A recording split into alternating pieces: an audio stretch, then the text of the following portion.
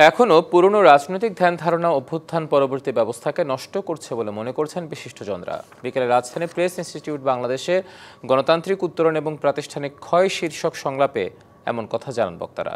সংলাপে পুরনো রাজনৈতিক বিন্যাস ভেঙে নতুন রাজনৈতিক বিন্যাস পেতে হলে নতুন নতুন সংগঠন তৈরি করে ক্ষমতার প্রয়োগকে চ্যালেঞ্জ করা প্রয়োজন বলে জানান বিশিষ্টজনরা। আইনের শাসন দুর্বল হলে দুর্নীতি দমন সহজ নয় উল্লেখ করে বক্তারা বলেন, ক্ষমতার বন্টনের ক্ষেত্রে স্থানীয় সরকার প্রতিষ্ঠান অনেক বড় ভূমিকা রাখতে পারে, তাই স্থানীয় সরকারকে শক্তিশালী করার দাবি জানান তারা। এ সময় এবি পার্টির সাধারণ সম্পাদক আসাদুজ্জামান ফুয়াদ বলেন, দেশে পেশাজীবী সংগঠন রেখে সংস্কার করা সম্ভব কিনা ভাবতে হবে।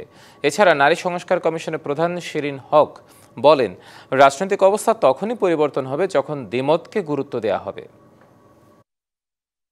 যারা এই আন্দোলনের নেতৃত্ব দিল তারা কি প্রধান দল ছিল বা তারা আদৌ কোনো দল ছিল কিনা, যারা অভ্যুত্থানের নেতৃত্ব দিল তারা সরকারের খুবই ভগ্নাংশ এবং বিপন্ন কার্যক্রমেও সামর্থ্য তাদের অতি কম।